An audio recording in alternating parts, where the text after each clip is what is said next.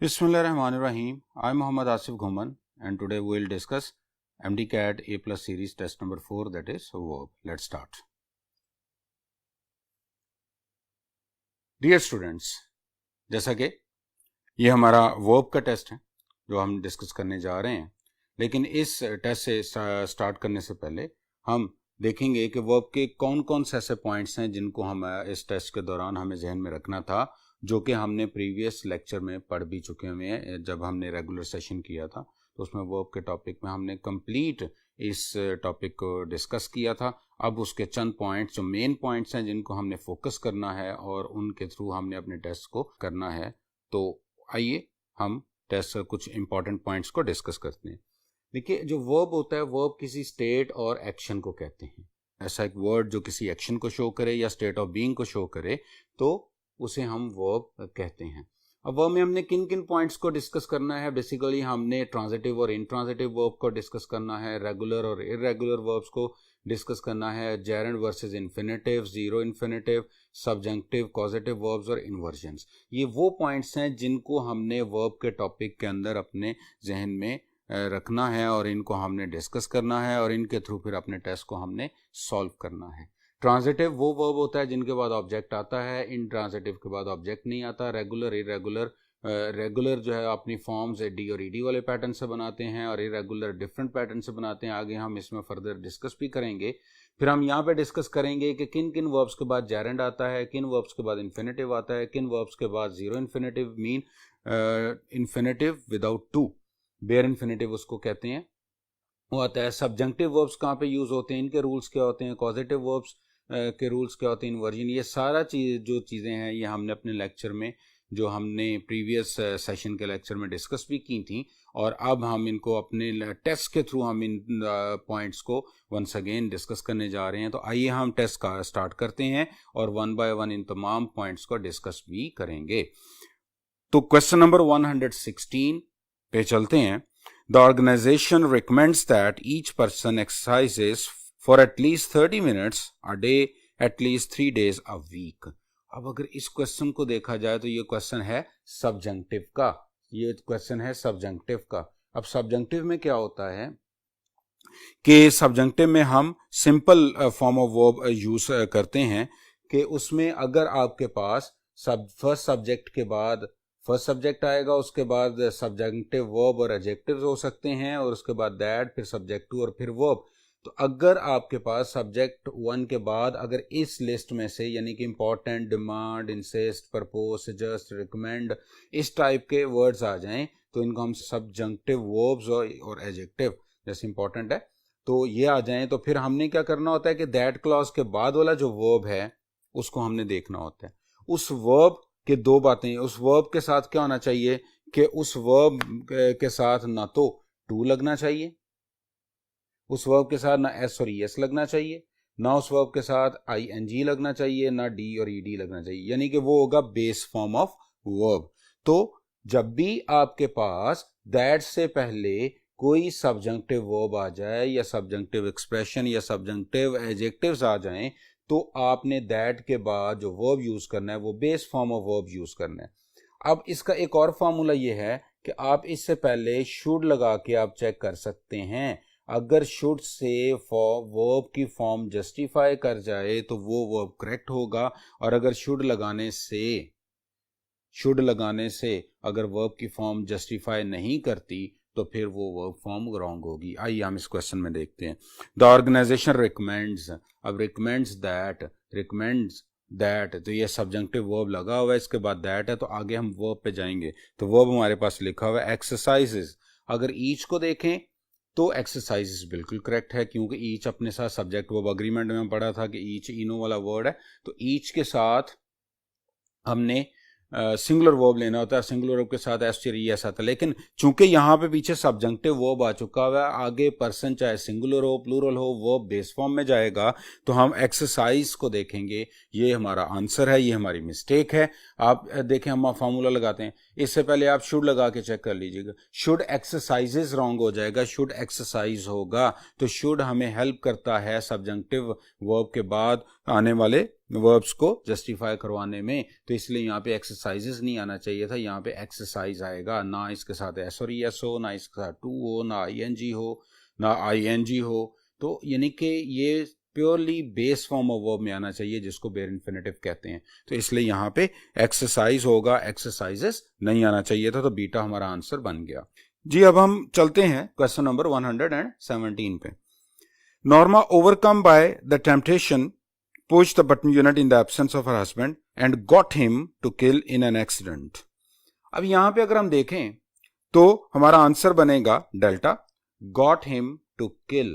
ये to kill जो है यहां पे रॉन्ग है। आइए जरा इस कॉन्सेप्ट को समझते हैं। तो हमें कॉजेटिव वर्ब्स को देखना पड़ेगा। कॉजेटिव वर्ब्स ऐसे वर्ब्स होते हैं, verbs to show that someone और something caused something to happen. हमारे पास 5 कॉजेटिव्स हैं, जैसे लेट, गेट, हैव, हेल्प और मेक। लेट के बाद पर्सन और थिंग आ जाए तो उसके बाद बेस फॉर्म ऑफ वर्ब लगती है। Base form of verb mean bare infinitive या जीरो इन्फिनेटिव या infinitive without to. First form of verb without to, उसे हम बेयर इन्फिनेटिव, बेस इन्फिनेटिव कहते हैं। फिर उसके बाद गेट आ जाए, गेट के बाद पर्सन आ जाए तो to plus first form of verb, and get के बाद थिंग आ जाए तो थर्ड फॉर्म ऑफ वर्ब, ये एक्टिव में है। और हैव के बाद पर्सन आ जाए तो base form of verb, have के बाद थिंग आ जाए तो third form of verb, help के बाद पर्सन आ जाए तो बेस फॉर्म ऑफ वर्ब भी यूज हो सकती है, या टू प्लस फर्स्ट फॉर्म यानी इन्फिनेटिव भी यूज हो सकता है। मेक के बाद अगर पर्सन है तो बेस फॉर्म ऑफ वर्ब, अगर पर्सन नहीं है डायरेक्ट लगना है तो टू प्लस फर्स्ट फॉर्म यानी कि इन्फिनेटिव लगेगा। तो इस तरह से ये 5 कॉजेटिव्स हैं जिनके साथ हम वर्ब को इस तरह से यूज करते हैं जैसे अभी हमने डिस्कस किया। तो आइए क्वेश्चन की तरफ। Norma, overcome by the temptation, pushed the button unit in the absence of her husband and got him to kill in an accident। अगर हम इस फार्मूला में देखें तो ये सही लगता है, got him to kill, got him to kill। लेकिन चूंकि ये पैसिव है तो पैसिव में first to plus first form नहीं आएगी, तो पैसिव कॉजेटिव में ये थर्ड फॉर्म आएगी। तो इसलिए यहां पे got him किल्ड होना चाहिए, ना कि टू किल आएगा, इसलिए डेल्टा ऑप्शन हमारा आंसर आएगा। नेक्स्ट हम चलते हैं जी क्वेश्चन नंबर 118 पे। Suddenly at the sound of the drum beat in the court everybody raised from the seats except the few ones who still had the food in their hands. अब अगर यहाँ पे हमारा जो आंसर बनेगा वो है अल्फा, और इसमें जो कॉन्सेप्ट है वो है ट्रांजिटिव वर्सेस इंट्रांजिटिव वर्ब्स का। ट्रांजिटिव और इनट्रांजिटिव वर्ब्स का। ट्रांजिटिव वर्ब्स वो वर्ब्स होते हैं जिनके बाद ऑब्जेक्ट, डायरेक्ट ऑब्जेक्ट आता है, और इनट्रांजिटिव वो होते हैं जिनके बाद डायरेक्ट ऑब्जेक्ट नहीं आता। जैसे टेल, रेज, ले, सेट, इनके बाद डायरेक्ट ऑब्जेक्ट आएगा। से, राइज, लाई, सिट, इनके बाद डायरेक्ट ऑब्जेक्ट नहीं आएगा। ट्रांजिटिव के बाद कोई नाउन प्रोनाउन आएगा डायरेक्ट ऑब्जेक्ट के तौर पर, और कोई भी प्रपोजिशन वाला जो पार्ट होता है वो ऑब्जेक्ट के तौर पे नहीं आता, क्योंकि प्रपोजिशन ऑब्जेक्ट को स्टार्ट नहीं करती। तो इसलिए अगर हम देखें तो suddenly at the sound of the drum beat in the court everybody raised from the seats. अब रेज्ड जो है ये ट्रांजिटिव है, इसके बाद डायरेक्ट ऑब्जेक्ट आना चाहिए यानी कि नाउन प्रोनाउन आना चाहिए, लेकिन यहाँ पे फ्रॉम द सीट्स प्रपोजिशन आ चुकी है। इसका मतलब ये ऑब्जेक्ट नहीं है। ऑब्जेक्ट नहीं है तो रेज्ड यहाँ पे गलत है, क्योंकि रेज्ड लगाना है तो आगे वर्ब, आगे नाउन प्रोनाउन यानी ऑब्जेक्ट आना चाहिए। अगर ऑब्जेक्ट नहीं है तो फिर आप इसको कन्वर्ट करेंगे, आप इसको चेंज करके यहाँ पे इनट्रांजिटिव वर्ब लगाएंगे इसका, दैट इज राइज। तो राइज का जो पास्ट फॉर्म है वो रोज होगी, तो अल्फा ऑप्शन में हमारे पास रेज को हम चेंज करेंगे रोज के साथ, तो हमारा आंसर करेक्ट हो जाएगा। तो इस तरह से 118 में हमने ट्रांजिटिव और इनट्रांजिटिव वर्ब्स को भी देख लिया। अब नेक्स्ट चलते हैं जी क्वेश्चन नंबर 119 पे। To introduce a group of slum boys to the serene environment of better class youngsters seemed at first a wanton stirring of all kinds of things that had better been left untouched। अब यहाँ पे हमने discuss करना है concept कि किन किन verbs के बाद हमने बेयर इन्फिनेटिव या जीरो इन्फिनेटिव यूज करना है। तो आइए जरा देखते हैं कि verbs plus bare infinitive. Bare infinitive first form of verb without to. तो फर्स्ट उसका ये कि आफ्टर मॉडल ऑक्सिलरी, जितनी भी मॉडल ऑक्सिलरीज हैं जिसमें can, could, may, might, shall, should, will, would, must, इनके बाद हम हमेशा first form of verb without to use करते हैं, जिसको बेस फॉर्म या बेयर इन्फिनेटिव कहते हैं। फिर हम after certain following structures, had better के बाद बेस फॉर्म, वुड रादर के बाद बेयर इन्फिनेटिव, यूज टू के बाद बेयर इन्फिनेटिव, वुड सूनर के बाद bare infinitive, can not help, can't help but के बाद बेयर इन्फिनेटिव यूज करते हैं। फिर हम after verbs of perception, feel के बाद, सी के बाद, हियर के बाद, वॉच के बाद हम first form of verb without to यानी कि बेस फॉर्म यूज करते हैं। तो अगर हम अपने इस सेंटेंस को देखें तो हैड बेटर आ चुका हुआ है, हैड बेटर आया तो हैड बेटर के बाद बेयर इन्फिनेटिव आना चाहिए, जबकि हैड बेटर के बाद बीन लिखा हुआ है और बीन जो है ये थर्ड फॉर्म ऑफ वर्ब है, तो हम इस को हम चेंज करेंगे first form of verb without to यानी कि बेयर इन्फिनेटिव में, तो यहाँ पे बी आना चाहिए था, यहाँ पे बीन नहीं आएगा, तो इसलिए चार्ली हमारा यहाँ पे आंसर बन जाएगा। तो इस तरह से हमने कंसेप्ट समझ लिया कि वर्ब्स, किन वर्ब्स के बाद हम बेयर इन्फिनेटिव यूज करेंगे। नेक्स्ट आते जी question number 120। Al Hakam was a lover of books, His agents ransacked the books of Alexandria, Damascus and Baghdad with a view to buy or copy manuscripts। अब इसमें हमारा जो answer बनेगा वो है डेल्टा, जिसमें बाय और कॉपी गलत लिखा हुआ है। इसमें जो हम कंसेप्ट डिस्कस करेंगे वो होगा कि कौन से ऐसे वर्ब्स हैं जिनके बाद जेरेंड यूज होना चाहिए। तो आइए जरा देखते हैं कि किन वर्ब्स के बाद जेरेंड। जेरेंड मीन वर्ब की first form plus ING, verb की first form plus ING is equal to noun, तो ये हो गया जेरेंड। तो हमने देखना है कि कौन कौन से वर्ब्स हैं जिनके बाद जेरेंड है। After certain verbs, enjoy, keep, deny, avoid, admit, finish, इनके बाद फिर after certain expressions, with a view to, look forward to, can not help, be use to, इनके बाद और प्रपोजिशन के बाद भी जेरेंड यूज होता है। वैसे जनरल फार्मूला ये होता है वर्ब जो कि हमें पास्ट जो ऑलरेडी कंटिन्यूड एक्टिविटीज होती हैं उनकी तरफ हमें रेफर करें तो हम जेरेंड यूज करते हैं, और अगर फ्यूचर की कोई एक्टिविटी की तरफ कोई वर्ब रेफर करता है तो उसके बाद इन्फिनेटिव यूज करते हैं। तो यहाँ पे हमने जो कंसेप्ट समझा वो था कि कौन कौन से वर्ब्स हैं जिनके बाद हमने जेरेंड यूज करने हैं। तो यहाँ पे देखिए विद अ व्यू टू लिखा हुआ है, विद अ व्यू टू के बाद बाय और कॉपी गलत हो जाएगा, तो बाइंग और कॉपीइंग आएगा, तो इसलिए डेल्टा ऑप्शन आंसर है। लेकिन यहाँ पे ये एक प्रॉब्लम आ सकती है कि हम टू के बाद फर्स्ट फॉर्म ऑफ वर्ब लगाते हैं, तो हमें कैसे पता चलेगा कि हमने कब टू के बाद फर्स्ट फॉर्म ऑफ वर्ब लगानी है और कब हमने ING है। अगर टू अकेला होगा तो उसके बाद फर्स्ट फॉर्म ऑफ वर्ब आएगा। अगर to part of a phrase हो जैसे विद अ व्यू टू, अगर लुक फॉरवर्ड टू, अगर ये पार्ट ऑफ अ फ्रेज हो तो फिर इसके बाद आप ING फॉर्म मीन जेरेंड लगाएंगे। तो क्वेश्चन नंबर 120 का आंसर बन गया डेल्टा। नेक्स्ट क्वेश्चन को सॉल्व करने के लिए हम आगे चलते हैं जी। Question number 121। The purse had a long strap and she carried it slang across her shoulder. इस क्वेश्चन को करने से पहले हम इसके कॉन्सेप्ट को देखते हैं दो कि जिसमें हम डिस्कस करेंगे रेगुलर वर्सेस इरेगुलर वर्ब्स को। अब रेगुलर वर्सेस इरेगुलर में जो होते हैं रेगुलर वर्ब्स, वो वर्ब्स होते हैं जिनकी सेकंड और थर्ड फॉर्म डी और ईडी से बनती है, और इरेगुलर वर्ब्स वो होते हैं जिनकी सेकंड और थर्ड फॉर्म डी और ईडी वाले पैटर्न से नहीं बनती बल्कि डिफरेंट पैटर्न से बनती है। तो अगर हम तो जैसे ये स्लिंग, स्लैंग, स्लंग, जैसे स्विम, स्वैम, स्वम है तो ये है, लेकिन स्लिंग, स्वंग, स्वंग, जैसे वॉक, वॉक्ड, वॉक्ड, डी और ईडी लगा दिया तो ये रेगुलर हो गया। जैसे गो वेंट, गॉन, अब तीनों डिफरेंट पैटर्न है तो ये हमारे पास इरेगुलर हो गए। तो जो स्लिंग है ये हमारे पास इरेगुलर वर्ब है। Sling, slung, slung, fling, flung, flung, swing, swung, swung. तो इस तरह से ये हमें रेगुलर इरेगुलर वर्ब्स का भी कॉन्सेप्ट होना चाहिए।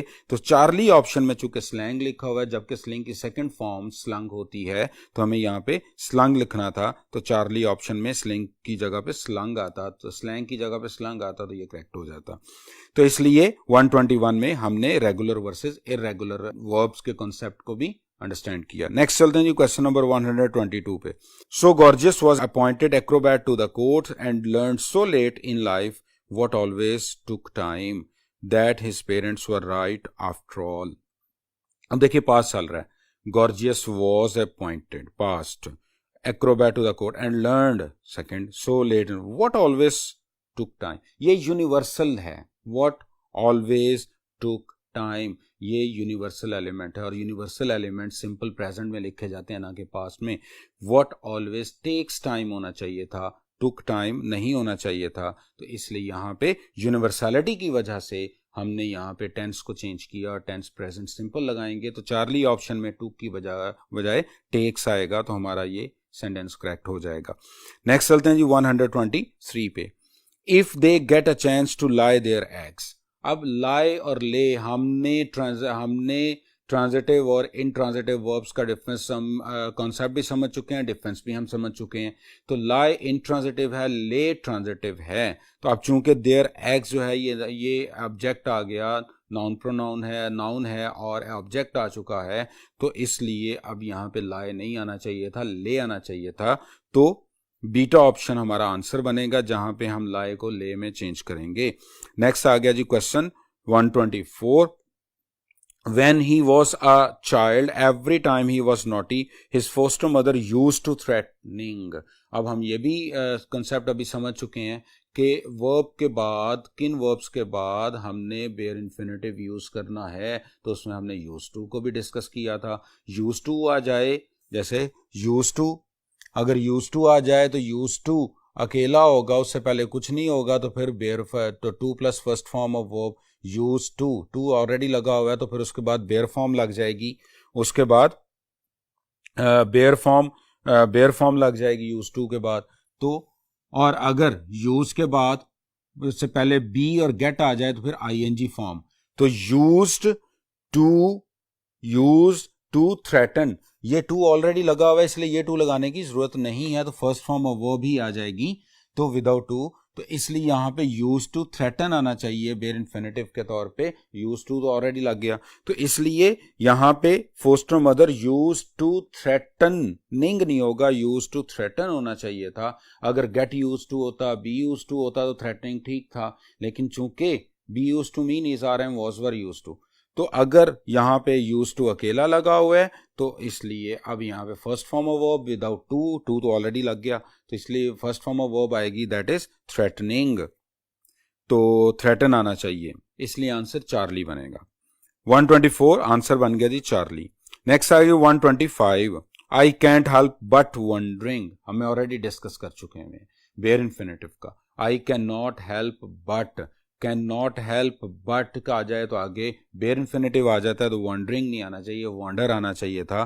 तो इसलिए अल्फा ऑप्शन हमारा आंसर बन गया, जिसमें वंडरिंग को हम वंडर में चेंज करेंगे। लेकिन अगर कैन नॉट हेल्प बट ना होता, वो भी हम डिस्कस कर चुके हैं वर्ब प्लस जेरेंड में, कैन नॉट हेल्प अकेला होता तो फिर वंडरिंग ठीक था। कैन नॉट हेल्प बट आ जाए तो first form, can not help अकेला आ जाए तो आईएनजी फॉर्म। तो यहाँ पे चूंकि कैन नॉट हेल्प बट था, तो आगे हमने first form of verb wonder लगाना था, वंडरिंग नहीं। तो अल्फा ऑप्शन हमारा आंसर बन चुका है। नेक्स्ट आ गया जी 126 में, करेक्शन देखते हैं। The treasure hunter, D option हमारा answer. The treasure hunter sought to find precious gems in the ancient ruins, delta option हमारा आंसर। चार्ली में मिस्टेक है, हमने इरेगुलर वर्ब को रेगुलर स्टाइल में फॉर्म बनाने की कोशिश की। सीक सॉट होता है, सीक्ड नहीं होता, इसलिए चार्ली गलत। और आगे जेम के साथ बाद इन आना चाहिए था, इन द एंशिएंट रुइन होना चाहिए था, ओवर नहीं, ये भी गलत। बीटा में सॉट के बाद इन्फिनेटिव यूज होता है, टू फाइंड लगाना था, जबकि बेयर इन्फिनेटिव नहीं आता, तो बीटा ये भी गलत। और प्रेशियसली भी रॉन्ग हो जाएगा, प्रेशियस जेम्स होना चाहिए था। और अल्फा में फाइंडिंग जेरेंड नहीं आएगा सॉर्ट के बाद, तो ये भी गलत। नेक्स्ट आ जाएंगे 127। I think I told you years ago, दो बातें यहाँ पे याद रखनी है। एक तो टोल्ड और से का डिफरेंट, ट्रांजिटिव वर्सेस इंट्रांजिटिव। से, सेड, इंट्रांजिटिव है, इसके बाद ऑब्जेक्ट नहीं आता, जबकि टेल और टोल्ड आ जाए तो इसके बाद ऑब्जेक्ट आना चाहिए था। तो बीटा में देखिए टोल्ड के बाद ऑब्जेक्ट मिसिंग है, इसलिए बीटा गलत। फिर इसमें आगे चलें तो एगो लिखा हुआ है, एगो है पास्ट सिंपल टेंस का मार्कर, तो इसमें हमें पास्ट सिंपल टेंस लगाना था। तो डेल्टा ऑप्शन में देखें हैड टोल्ड लिखा हुआ है, ये भी गलत हो गया। अब डेल्टा भी रॉन्ग, बीटा भी रॉन्ग, चार्ली हमारा आंसर है। That I wanted the new star, I had wanted, I wanted और हैड वॉन्टेड में हैड प्रीवियस पास्ट को कहते हैं, फर्स्ट पास्ट एक्शन को पास्ट सिंपल पास्ट में डबल पास्ट होता है, तो पास्ट परफेक्ट टेंस में, जबकि ये सिंपल पास्ट में आना चाहिए था, तो इसलिए चार्ली आंसर बनेगा 128। अल्फा ऑप्शन हमारा answer. I'd rather he didn't know I was around, इसमें हम वुड रादर को डिस्कस करेंगे। वुड रादर प्रेफरेंस के लिए आता है और इसके दो स्ट्रक्चर्स होते हैं। हमने प्रेफरेंस अपने लिए है या प्रेफरेंस किसी दूसरे पर्सन के लिए काम करने की। अगर अपने लिए हो तो फर्स्ट फॉर्म के साथ, अगर अगले किसी पर्सन के लिए हो तो सेकंड फॉर्म के साथ। इसका सिंपल फॉर्मूला ये है कि वुड रादर के बाद हमने ये देखना है कि अगले पार्ट में सब्जेक्ट है या नहीं है। अगर सब्जेक्ट है तो सेकंड फॉर्म ऑफ वर्ब लगा दें, अगर सब्जेक्ट नहीं है तो फर्स्ट फॉर्म ऑफ वर्ब लगा दें। जैसे कि सेंटेंस में I'd rather he didn't know, I'd rather he didn't know, I'd rather know, तो सब्जेक्ट चेक करना। वुड रादर के बाद अगले पार्ट में सब्जेक्ट आ जाए तो आगे सब्जेक्ट के बाद जो फॉर्म लगेगी वो सेकंड फॉर्म ऑफ वर्ब लगेगी। तो यहाँ पे I'd rather he didn't know, तो इसलिए अल्फा ऑप्शन करेक्ट है। बीटा में डोंट लगाया हुआ गलत है। चार्ली में डिडेंट भी लगा दिया। न्यू तो डबल डिड और न्यू फर्स्ट फॉर्म आनी चाहिए थी डिड के साथ, तो ये गलत हो गया। हैडंट भी गलत हो गया जी। नेक्स्ट चलते हैं जी। क्वेश्चन है 129 जिसमें हम सब्जंक्टिव को डिस्कस करेंगे और इसमें ऑलरेडी हम सब्जंक्टिव को प्रीवियस बोर्ड पे डिस्कस कर चुके हुए हैं। तो यहाँ पे हम देखेंगे जी ही, बीटा ऑप्शन हमारा answer. He looked as if आ जाए तो ये सब्जंक्टिव है। एज इफ ही वर होना चाहिए। एज इफ एज दो के बाद हम पास्ट यूज करते हैं, अनरियल पास्ट, वर आएगा।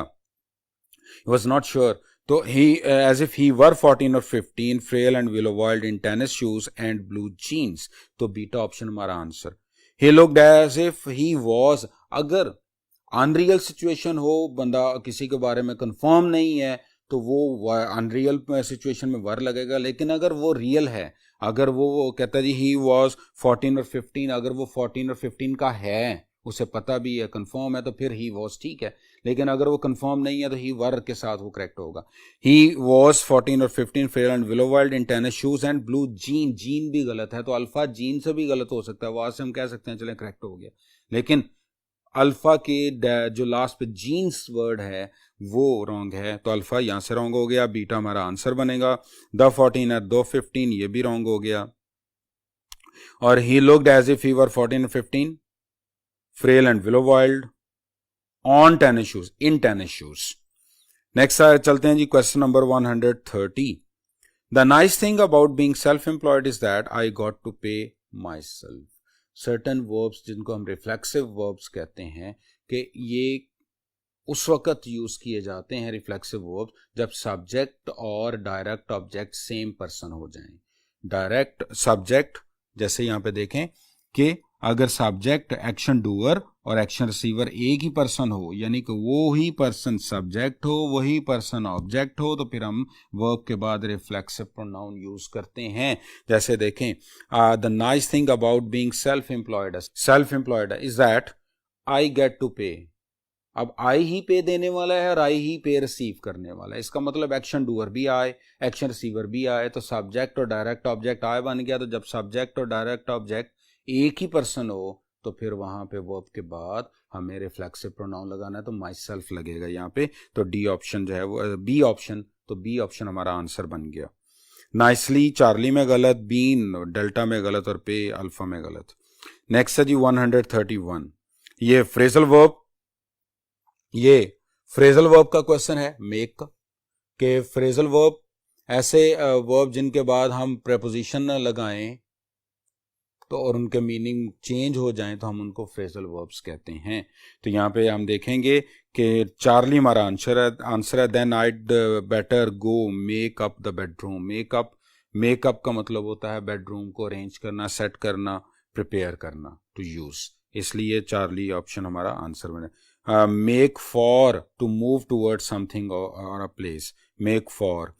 और मेकअप फॉर का मतलब कंपनसेट होता है। मेक आउट टू बी का मतलब क्लेम होता है। इसी तरह से देखें मेक ऑफ, मेक आफ्टर, इनके मीनिंग सामने लिखे हुए हैं। मेक ओवर का मतलब रेनोवेट, मेकअप का मतलब prepare a bed, make into का मतलब change something into something, make for का मतलब मूव टूवर्ड, मेक आफ्टर का मतलब टू चेज और मेक ऑफ का मतलब टू हैव एन इम्प्रेशन। तो इस तरह से आप देखें प्रेपोजिशन चेंज करते जाएंगे तो मीनिंग चेंज होता जाएगा। तो यहाँ पे चार्ली ऑप्शन हमारा आंसर बन जाएगा। 132 में देखिए, he then struck the man himself as a similar blow which felled him to the earth like a log। fall और fell का difference, regular versus irregular. fall, fell, fallen, गिरना, fall, fell, fallen, descend in free fall under the influence of gravity, यानी कि गिरना। और अगर काट के गिराना हो तो फिर फेल, फेल्ड, फेल्ड होता है।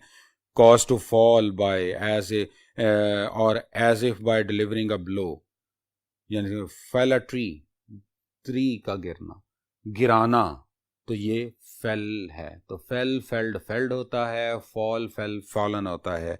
तो चूंकि उसने struck the man himself a similar blow, उसको मारा है तो वो गिरा है, तो इसका मतलब है लाइक अ लॉग, कटे हुए दरख्त की तरह। तो गिरा है तो इसका मतलब है यहाँ पे गिराया गया है, तो फिर फेल्ड आना चाहिए था, फेल आना चाहिए था, फेल के पास फॉर्म फेल्ड होता है। तो इसलिए चार्ली ऑप्शन हमारा आंसर। विच फेल, बीटा गलत हो गया। एज अ लॉग, एज और लाइक का डिफरेंस क्या है जी? एज के बाद क्लॉज आता है, वर्ब लाजमी है, जबकि लाइक के बाद नाउन आता है। लाइक प्रेपोजिशन एज कंजंक्शन है, तो इसलिए हमारा आंसर चार्ली बनेगा। डेल्टा में हु लिखा हुआ जबकि थिंग के लिए विच आता है। 133 the family members couldn't all agree on a vocation spot so they let grandpa choose. Charlie option है जी हमारा आंसर। अल्फा में एग्री विद लिखा हुआ है, एग्री विद अ पर्सन होता है, एक तो ये गलती है। और so they let grandpa chose, choose first form, chose second form, let के बाद first form of verb without to आता है। अल्फा यहां से गलत। डेल्टा में चोजन लिखा हुआ है, लेट के बाद चोजन भी गलत है, तो चार्ली हमारा आंसर बनेगा। बीटा में सो से पहले कॉमा मिसिंग है, वो भी रॉन्ग है। टू चूज बेयर इन्फिनेटिव लगना था लेट के बाद, तो टू चूज रॉन्ग हो गया। क्वेश्चन नंबर 134, इसमें हम डिस्कस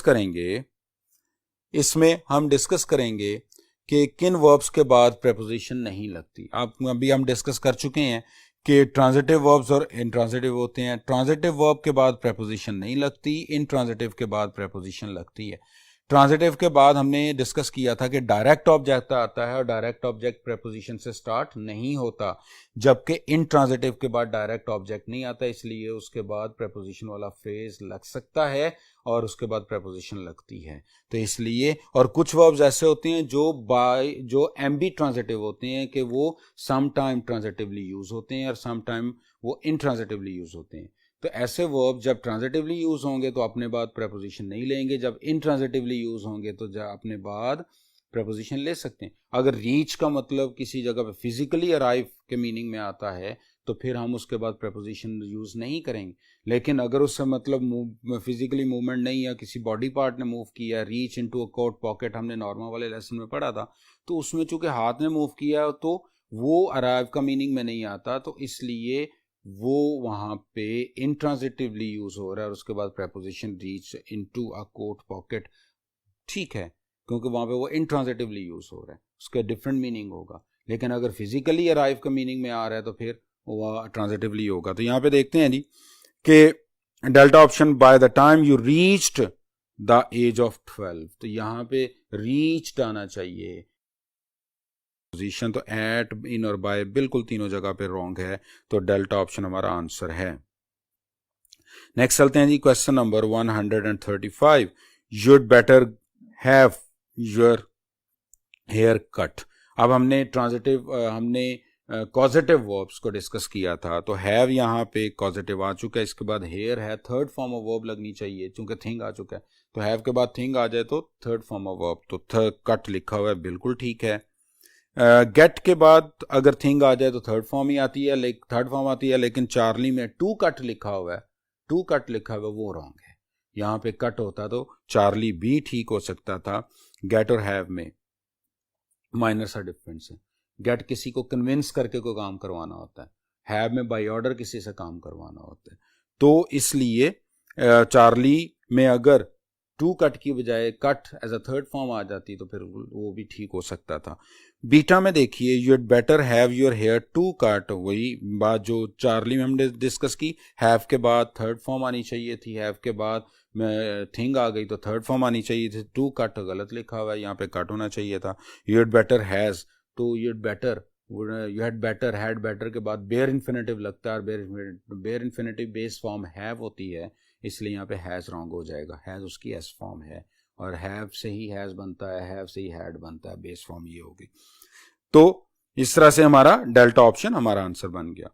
तो सो स्टूडेंट्स, हमने वंस अगेन इस टॉपिक को रिवाइज किया, इस टेस्ट के थ्रू हमने जितने भी पॉसिबल इसके एलिमेंट्स थे हमने उसको डिस्कस किया। तो होप सो कि आपका ये टॉपिक और ये टेस्ट काफ़ी अच्छा हो गया होगा, टॉपिक क्लियर हो गया होगा और आपने काफ़ी अच्छा स्कोर इसमें हासिल किया होगा।